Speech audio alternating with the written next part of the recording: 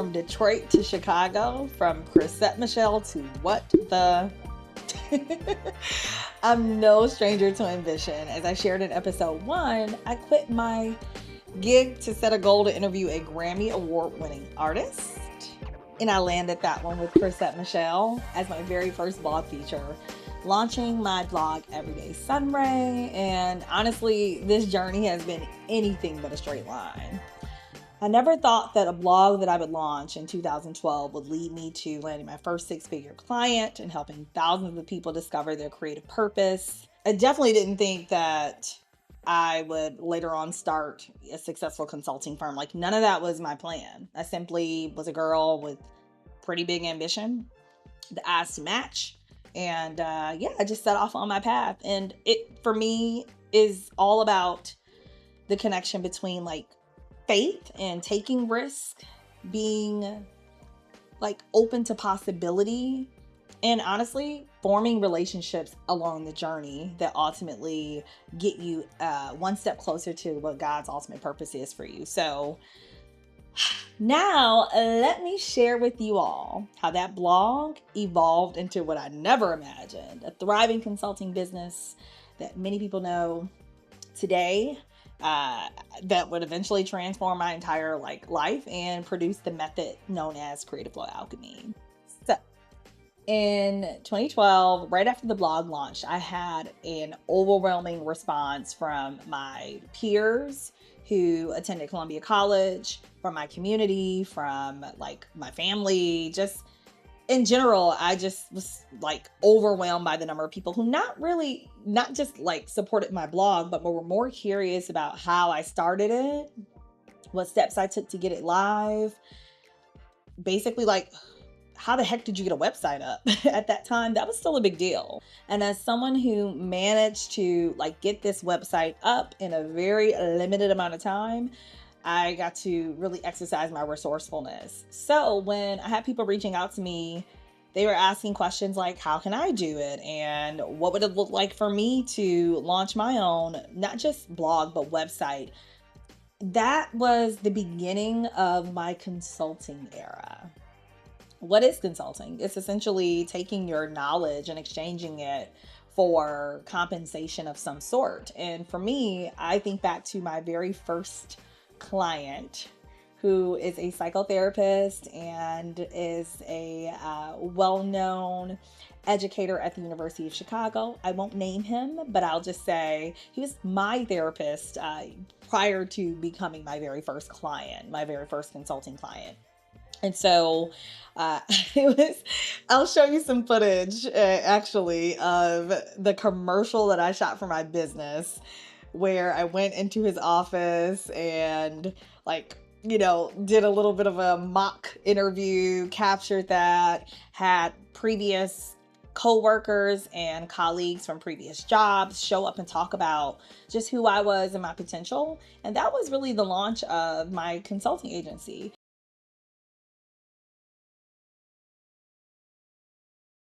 I wanted to provide a testimony for Sunray Consulting Group, who provided the production for my website, www, according to Sykes.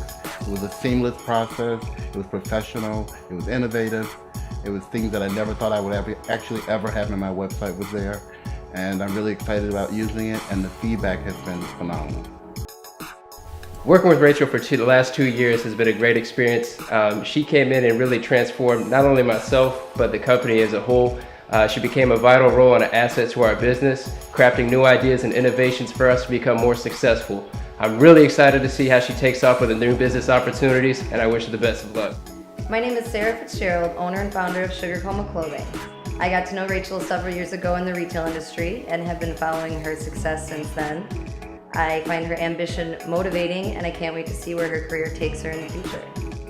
But it really came from, again, bridging this gap between people asking, how can I do it? And me just simply taking and sharing my knowledge, putting a price to it, and knowing that that was validated by people being willing to pay for it, and ultimately producing a quality product.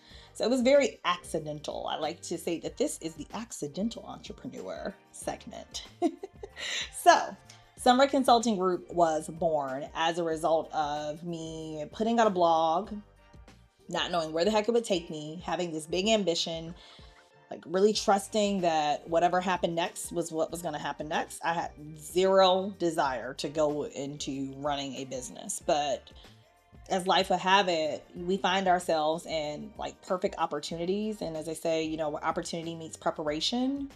And I would say, even more importantly, where preparation, opportunity, alignment, and openness, possibility connect, that is where magic happens. So I was definitely very fortunate to be able to experiment and like within my own community, like test my knowledge, put a price to it. Like I said in my former video, I had already done quite a bit of running the ship when it came to the businesses that I had worked for in the past. So when I left that space, I just took those skills. They were transferable into running my own. Now, one little flashback and a little shout out to one of my current clients whom I love dearly, who's just a beautiful human. Felicia was I would say probably one of my first 100 clients, and definitely in the early stages, maybe even one of my first 25 clients back in 2012. At the time, she was running a nonprofit organization and my business was responsible. She worked with us for about a year. And as part of our retainer work, we curated events, we did strategic planning, we kind of did it all. So that was in 2012. Fun little kind of sidebar story. I ended up running into Felicia again through the LinkedIn streets in 2023 to discover that we both lived in Dallas. Since then, we've gone on to work again. So one of my very first clients is one of my current clients many years later, and she has now launched a new brand, a new business, has taken all of her amazing executive leadership experience, as well as her servant ministry experience, and bridge them together to form her new business. So I was responsible for curating that brand and just being, like with her every step of the way. So just want to shout her out and talk about, again, like the theme of relationships in my business and how it has been critical for my success. So that was like my 22, about age 22 to maybe 2025. I'm sorry, age 22 to age 25. So 2012 to 2015. Honestly, it was a really amazing, fast-paced, sometimes overwhelming experience. Gosh, I worked from the bed, from my desk. I had a small team. We worked in my studio. We had team members not in Chicago with us that still contributed, designers, graphic designers, one of which I'm still working with all of these years later, who was introduced to me back in 2012. I literally don't play about relationships, and I do my best to foster them with care. I'm human, and not every relationship gets to come with you on at every step of your journey, but I do my best to honor the ones that are here to teach me and who I'm here to grow with, and who ultimately I have something to pour into as well.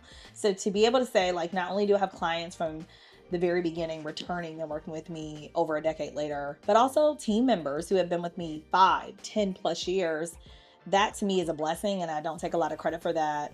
I think that is just being in alignment. Yes, there are some decisions that I've had to make to just like create the environment, but ultimately I just think it comes down to being aligned and staying in alignment and being discerning and being willing to take the necessary pivots to grow as a leader, because who I was even 5 years ago, I'm not today. And so to maintain the professional relationships and to honor the human that I am and the woman that I've become, it means that I have to like be able to see that in my team members and my community, and then also translate that into like great leadership. So anywho, y'all, 22 to 25, that was kind of like my journey with my very first consulting business. And I would say the theme for Sunray Consulting Group and the theme for 22 to 25 is like mission-driven success. Cool. What were some of my life lessons? Let's see. I took some notes, actually. One thing that I remember being able to like hone in on and focus on during that period was like, it was my first time being, I guess, a CEO. I'm gonna call me a little baby CEO. Taking that experience from balancing that while also needing to be a salesperson in my business, while also needing to be a project manager in my business, while also needing to be the customer service representative in my business, while also needing to be the web designer in my business. You name it. I did it all. I wore every single hat. That was critical so that when I brought on team members, I could actually show them what to do and develop these standard operating procedures that they could follow. It kept me humble. It today keeps me humble to know how to do everything. So that was like a really great lesson that I learned. I'd also say there were a lot of highs and lows. The highs were, yes, getting all of the clients, locking in those contracts, the high that comes with like being a referral only based business. That's huge. The lows, however, let's get into it. It was hard and isolating and sometimes lonely, challenging. I never knew like where the money was going to come from.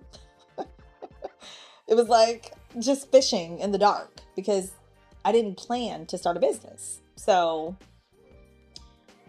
it takes a lot to manage your own expectations as a leader, but then also to bring people on and be responsible for taking care of them. I can't ever say I broke even. I can't ever say I profited, but I always made sure that my team is paid. If I couldn't do anything else, I always made sure my team is paid. And that was a very challenging period. I have no regrets, but looking back, I would never tell someone to start a business the way I did. I would never, ever recommend it. But, the grind and the grit at that season of my life made a lot of sense. But here's what it cost me. Being solo like that cost me a lot of relationships. One thing that I remember is running a team while also starting an internship program with college seniors and like having the responsibility for a team of maybe, I want to say 7 to 10 people at that time, while also trying to date, form a romantic, healthy relationship. And it just wasn't possible. I was juggling way too much. And while I would like to say that time in my life was critical for impacting artists and entrepreneurs and other creatives, community-based organizations, there are some particular clients that I look at today that I'm just still so proud of the work we produced, but I got really lost. I did not necessarily have an identity of my own. And I looked up and the business swallowed me. It really did. Like, the grind, the early mornings, it just became my entire identity. I was obsessed with the success. And I think back and I'm like, how did that even happen? You didn't even ask for this. Like, you didn't even technically want that.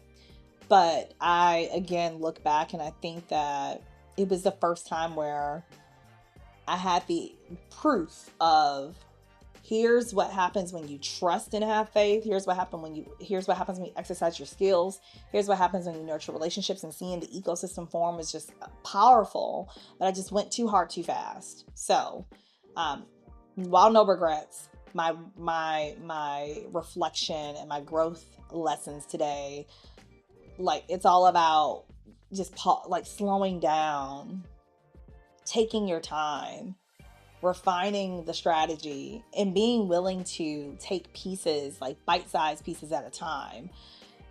What I was doing then, however, is literally the foundation of what Creative Flow Alchemy is. And so let's talk about what happened after 25. So that's like 22 again to 25.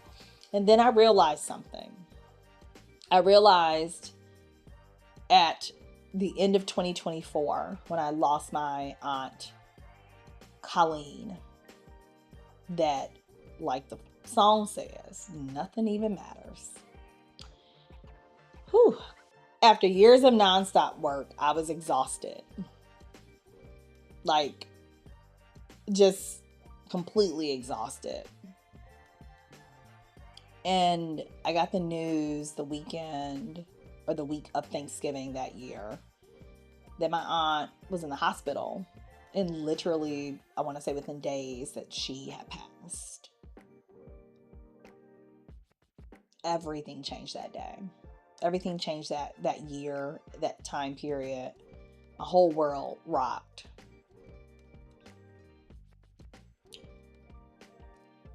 It was like, I didn't know who to turn to. I didn't know what God wanted from me, but I knew that I had almost nothing left to offer anyone. But I still put on a mask and pushed through. I'll never forget it. That was November. In December, I pushed through to close out the year with this mask on. And I hosted this end of year client appreciation party, took all of my clients out to dinner. It was so extra and elaborate and just in many ways unnecessary and frivolous. But I think what was happening was this: I needed connection and I needed community, and I also did not know how to ask for it without I won't say trying, but without giving. I didn't know how to receive. Let's just say it. I didn't know how to receive at that time. So December 2024 was a blur. I just completely detached from my reality. I poured into the work. I grinded even harder. And that was my pattern. And it got me from December 24 until, when was it? I took some notes. Sometime like early spring, right before my 25th birthday. And during that period, I had reconnected with and went on this journey to thinking that I was going to marry my high school sweetheart. We trauma bonded our way into an engagement. Woo! That was a really hard time in life. But when it all fell apart, I looked up April 2015 and my soul was calling for something. I knew, like, I could feel God pulling me away from the work, but I wasn't ready to let it go. And I want to say, over the winter, I had poured myself into yoga. I found it for the first time. It became this very healing practice for me. I was able to get on the mat and like cry and pour myself out on the mat. Sometimes I was in the yoga studio like 2-3 times a day. It was serious. I was there in the morning, after work, at night, and then I ended up volunteering to work there and do shifts so I could take classes for free until I finally decided to go into yoga teacher training at this particular studio. That was life-changing. It was the first time that I kind of gave myself permission to slow down, ever, I think, if I'm honest. And then I had an opportunity for my 25th birthday to take a trip to Jamaica. I had a friend who lived there, and that's what I did. I bought a flight like the day before I want to say literally the day before my birthday, after kind of talking about it for a couple days leading to that, about a week leading to that. And we like spent time, like, you know, just kind of traveling through different parishes. It was incredible. I was also not like, this wasn't a luxe trip. I wasn't like at the resorts or anything. I was in Spanish Town. I was with the folks. And when I got there, I could feel this weight lifted because the whole, like, everything around me was just slow. It just slowed down. I was in nature. I had nowhere to go but to be with myself for most of the time there. And so my friend and his father were out one day working, and I was sitting on the couch. I have this picture. It's me in this green dress, my little head wrap. And I was just sitting on the couch like this, y'all. Little breezy day in May. And I felt this breeze come in. And it was like the wind of God. Like if God breathed on me, it was in that moment. And I felt a complete release. Let it all go. I broke into tears. I smiled. I took this picture to commemorate that moment. And that day, I opened my laptop, emailed all of my clients and said, you know, I'm closing the business. I'm going to do everything I can over the next however many months, weeks to close out projects properly. God bless. And that became the beginning of my healing journey. The first time that I paused, pivoted, and allowed myself to just be a person. Because if you recall my first video, I talked so much about like growing up and the struggle, getting through, you know, from high school to college, grinding my way, intuition in my way, relationshiping my way into, you know, success. And while all of that is admirable in some ways, it's absolutely unfortunate that it took me 25 years. Ooh, it's kind of heartbreaking. Ooh, it took me 25 years to recognize that I needed a break and that I deserved that break. It took 25 years for me to feel God's presence in that way, knowing and trusting and that I was safe enough to do that in a country where I hardly knew anyone, where I had no money and no plan, nothing. Heartbroken in multiple ways that I broke my own heart, losing my family, losing my aunt, like all of this stuff that I was working through. It took 25 years for me to sit and feel permission to be free. So, as I'm reflecting with you all, thank you for allowing me to process this with you real time. I've done a lot of work around this, but it still is amazing to me that so many women, so many people never have that goal, have that wind, right, blow, and never have that like click, that moment that says, I deserve a pause. And even more unfortunate that the world doesn't create opportunity or space for that. So we have to be radically in pursuit of our freedom and of our relentless joy. And that's what that moment signified for me at 25. So, it's crazy, right? Like my life shifted so much at that moment. My intention was to like wrap up 22 through 25, the 25 through 26, and take you kind of like through where I am today. But I'm going to honor this moment and I'm going to pause and I'll give it to you in the next episode, because that is what I think. I want you to sit with this. I want you to think about how and where you either have or have not given yourself permission to pause and reflect and be free. What are the stories that you have carried, the things that you have told yourself? What are the conditions that you've created in your life that tell you have to grind, or be successful to the point of never actually like just being still and recognizing that the most important thing you can do is be still and present in connection with yourself. Because once you have that, you can actually speed up and defy time and gravity, because you're doing it from a space of wholeness and completeness. And when you get off track, you will know it, because you will have known what reaching that homeostasis is.